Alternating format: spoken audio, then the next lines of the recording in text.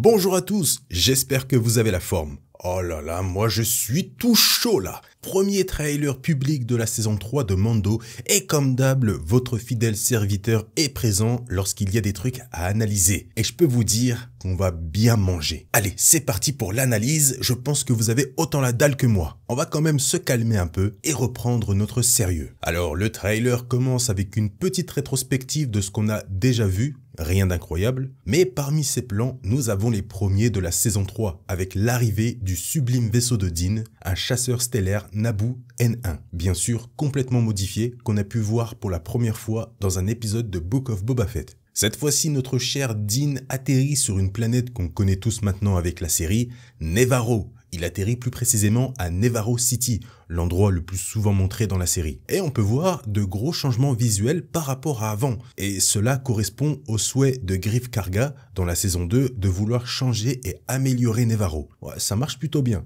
Voilà un avant et après. Prochain plan qui n'a rien à voir avec le premier, on aperçoit notre cher Grogu dans sa nouvelle capsule équipée d'une petite lampe. C'est sympa ce genre de détail puisque ça permet de montrer l'évolution de Grogu. Maintenant, on sait qu'il va arrêter de se cacher dans sa capsule à chaque fois et va participer un peu plus aux missions. Du moins, à sa manière bien sûr. Derrière lui, on voit un Mandalorien ou plutôt une Mandalorienne puisque c'est notre cher Bo-Katan qu'on peut reconnaître à la couleur de son armure et de ses deux holsters. Et j'ai l'impression d'ailleurs aussi de reconnaître le vaisseau de Bo-Katan, le gantelet, qu'on peut déjà voir dans la saison 2. C'est un vaisseau mandalorien. D'ailleurs, Grogu a l'air impressionné par ce qu'il voit devant lui, vu son expression. Prochain plan, et c'est là qu'on voit que Grogu participe aussi avec sa petite lampe à l'aventure, contrairement à avant. Maintenant, il n'est plus à l'arrière. Au niveau de l'endroit, je pense qu'ils sont sur Mandalore, ou plutôt sous Mandalore, dans les mines de la planète pour trouver les eaux vives et faire en sorte que Din redevienne un véritable Mandalorien, selon l'Armuria. Souvenez-vous, dans Book of Boba Fett, cette dernière a radié Din des Mandaloriens pour avoir enlevé son casque. Et selon elle, le seul moyen de redevenir un vrai Mandalorien, c'est de se rendre dans les mines de Mandalore et plonger dans les eaux vives. Enfin, du moins, trouver les eaux vives. C'est le seul moyen de se racheter et je pense qu'ils sont actuellement dans les mines, notamment grâce à la lumière venant du haut, ce qui veut dire qu'ils sont en sous-sol. Et donc, sûrement dans les mines ou plutôt dans les égouts. Je reviendrai après dessus. Prochain plan rapide, on aperçoit un vaisseau mandalorien, un chasseur gantelet. Est-ce celui de Bo-Katan? Je mets un billet dessus tout de même. Est-ce que Grogu est à l'intérieur? Sûrement. Ce plan doit précéder le plan qu'on a vu au début avec Grogu qui sort du vaisseau et Bo-Katan derrière. Et vu la tempête que le vaisseau traverse, elle se rend sûrement sur Mandalore, qui est devenue une planète cataclysmique capable d'avoir ce genre de météo. Plan suivant, notre cher Din parcourt un panorama désolé qui ressemble beaucoup, encore une fois, à la planète dévastée de Mandalore. Et vu les énormes éclats, je pense que c'est à cet endroit que Din va descendre sous terre. Il doit y avoir un sacré trou, provoqué par les bombardements impériaux durant la grande purge de Mandalore. Prochain plan qui doit précéder le plan qu'on avait juste avant avec Din dans les mines. Là, je pense qu'on n'a plus vraiment de doute. J'ai l'impression qu'il est bien dans les mines de Mandalore. D'ailleurs, simple hypothèse, ce qu'on voit là, on a l'impression au premier regard, du moins c'était mon cas, de voir deux réacteurs de vaisseau. Mais en réalité, ce sont des conduits. Et ça ressemble quand même aux conduits des égouts de Mandalore, qu'on pouvait déjà voir dans la saison 7 de The Clone Wars. Bon, rien d'exceptionnel non plus, mais je voulais tout de même le notifier. Bon, ensuite, on a deux plans en rapport avec l'armurière. Bon, pas grand chose à dire dessus et rien de surprenant dans ce qu'elle dit, puisqu'elle reprend son discours qu'elle avait déjà dans Book of Boba Fett. T'as enlevé ton casque, t'es plus un Mandalorien, blablabla. Petite série de plans dans l'espace lors d'une course-poursuite où Din est chassé par plusieurs chasseurs stellaires. Après plusieurs recherches, j'en ai déduit personnellement que ce sont des nouveaux vaisseaux. Donc soit des nouveaux vaisseaux mandaloriens, je n'y crois pas trop, ou alors tout simplement des pirates qui ont l'air d'avoir une importance dans la série. Ce qui est sûr déjà, c'est que ça ne ressemble à aucun vaisseau de la Nouvelle République, ni un vaisseau impérial ou du Premier Ordre. Le plan suivant, on revoit le vaisseau mandalorien sortir de la tempête précédemment vue. Et là, ça devient intéressant. On a des plans qui montrent Bo-Katan dans un lieu assez inhabituel pour la série. L'idée première qui vient à notre esprit, bien sûr, c'est qu'elle est tout simplement sur Mandalore. Logique, mais comme j'aime le risque, je dirais que le lieu ressemble beaucoup à une planète qu'on appelle Crao-Nest, un monde froid où il neige et pleut souvent. Et l'atmosphère assez froide des scènes du trailer ressemble énormément à l'atmosphère de Crao-Nest. Ça pourrait aussi être la planète Karlak, un lieu où Bo-Katan et les Death Watch avaient élu domicile. Mais je suis bien plus fan de l'idée de Crao-Nest. En plus, on pourrait avoir une chance de voir le clan Vren avec la mère de Sabine, Ursa Vrain, puisque Craonest est la planète mère du clan Vren. À voir, ça peut être vraiment très sympa, mais j'ai du mal à imaginer Bo-Katan sur Mandalore puisque cette dernière n'est plus habitable. Mais bon, la vérité se trouvera dans la série. Quelques plans super sympas qui ont l'air de nous montrer les prémices de Din en tant que nouveau Mandalore, avec des Mandaloriens qui ont sûrement décidé de le suivre après avoir appris qu'il était le nouveau porteur du Darksaber,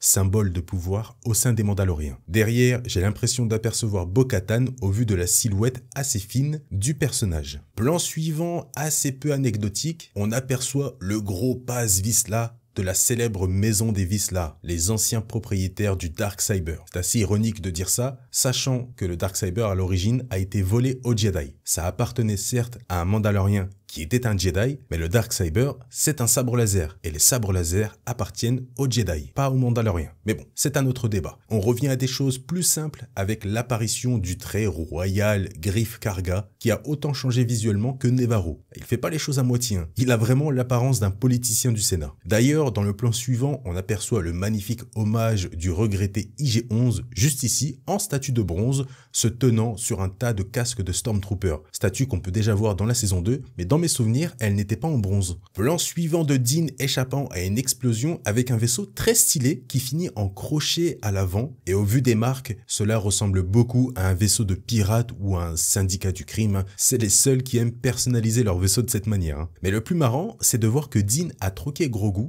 pour un astromécano. Et d'ailleurs, cet astromécano est bien connu, malgré son peu d'importance dans la saga, puisqu'il s'agit de R5-D4, qu'on reverra d'ailleurs après. Prochain plan, sûrement le plus cool du trailer, on revoit un gantelet sortir d'une tempête, ce qui indique bien que le vaisseau, qu'on voit traverser une tempête à plusieurs reprises, se trouve en réalité sur Mandalore. Et oui, ce qu'on peut voir ici, c'est ce qu'on appelle un biodôme. Ce sont d'énormes dômes qui recouvrent à l'origine une ville mandalorienne. Il existe aussi des biocubes, même fonctionnement, sauf que la forme change. Mais ce qu'on voit dans le trailer, c'est bien un biodôme totalement détruit qui laisse apparaître une ville mandalorienne, elle aussi détruite. Il faut savoir que le seul biodôme connu de Mandalore, c'est la capitale de la planète, Sundari, où s'est passé la plupart des intrigues autour des Mandaloriens dans The Clone Wars. C'est une ville très chargée en histoire mandalorienne, ce serait donc logique de la revoir sous forme de ruines. Pour ceux qui demandent pourquoi des dômes, des siècles auparavant, les Jedi ont affronté et battu les Mandaloriens sur Mandalore. Mais la guerre a complètement ravagé et brûlé Mandalore qui est devenu inhabitable à l'extérieur. Donc, ils ont construit des dômes pour vivre à l'intérieur. Plan suivant, nous voyons Din et Grogu dans la salle de trône de Bo-Katan, qui semble être seule,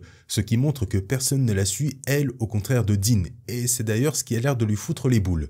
Alors, l'emblème sur les bannières, on peut retrouver cette partie de l'emblème sur le casque de Bo-Katan. Et sachant qu'on n'a encore jamais vu l'emblème de la maison Kryze, je pense qu'on peut mettre une petite pièce sur le fait que cet emblème représente tout simplement la maison Kryze. En tout cas, quoi qu'il arrive, elle a le même emblème sur son casque. D'ailleurs, Bo-Katan parle du fait que le credo de Din a divisé les Mandaloriens. Elle peut sûrement parler de la fracture du peuple mandalorien entre ceux qu'on appelait à l'époque les nouveaux Mandaloriens qui souhaitaient la fin de la violence contre plusieurs clans mandaloriens qui, eux, ne voulaient rien changer. Un événement très important dans l'histoire des Mandaloriens, et d'ailleurs Bo-Katan faisait partie des Mandaloriens qui étaient pour ne rien changer aux habitudes violentes des Mandaloriens. Et elle était contre d'ailleurs sa propre sœur Satine Kryze, dirigeante de Mandalore et des nouveaux Mandaloriens. Plan très classe par la suite avec un assaut des Mandaloriens sur ce qui semble être Nevarro en guerre, sûrement contre des pirates ou un autre syndicat du crime. Je pense personnellement que Nevarro va être massivement attaqué, ce qui va pousser Din à demander l'aide des Mandaloriens pour défendre la ville. Sachant que c'est le nouveau dirigeant du peuple, ils vont accepter. Bon, on passe les plans peu utiles, ce qui nous permet ensuite de voir beaucoup mieux l'assaut des Mandaloriens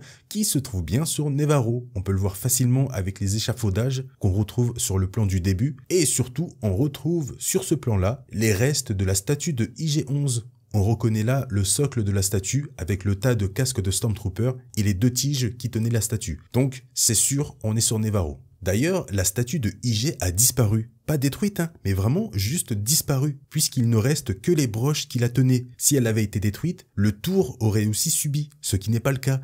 Je me suis donc demandé si cette statue n'était pas en réalité un vrai droïde IG qui s'activera durant l'assaut. Ça peut être très cool. D'ailleurs, sur le plan de l'assaut, à gauche, on aperçoit Paz Vizsla, donc il participera à l'assaut. Bon, ensuite, on voit les adversaires des Mandaloriens sur Nevarro, les fameux pirates. On passe les plans inutiles et rapidement, on revoit le fameux Dr Pershing, accompagné par ce qui semble être une personne de la Nouvelle République. Son uniforme ressemble assez au personnel de la Nouvelle République, notamment dans la couleur. Puis même l'endroit avec la carte fait très base de la Nouvelle République. Pershing va-t-il rencontrer Mon Mothma, qui est chancelière à cette époque? Ou même, soyons fous, pourquoi pas Leia? Très intriguant en tout cas. Plan suivant, on aperçoit ce qui semble être les responsables du bordel sur Nevarro face au blaster de Greef Karga. Je ne sais pas qui sont ces pirates, ce gang ou ce syndicat du crime, mais ils ont l'air importants vu le bordel qu'ils vont foutre sur la planète. On passe les plans qui apportent peu de réponses, on revoit d'ailleurs le fameux R5D4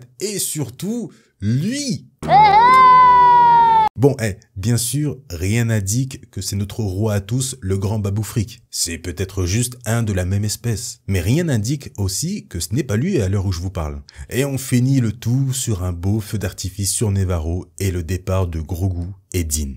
Très cool comme trailer, j'espère vous avoir donné assez à manger avec cette analyse. Moi en tout cas personnellement, j'ai bien mangé. On n'oublie pas le petit like, le petit pouce bleu pour le référencement de la vidéo. Ça récompense aussi le travail fourni, le commentaire pour avoir votre retour sur cette analyse et me donner aussi pourquoi pas vos hypothèses. Je vous souhaite une très bonne journée ou une très bonne soirée. Prenez soin de vous, à la prochaine.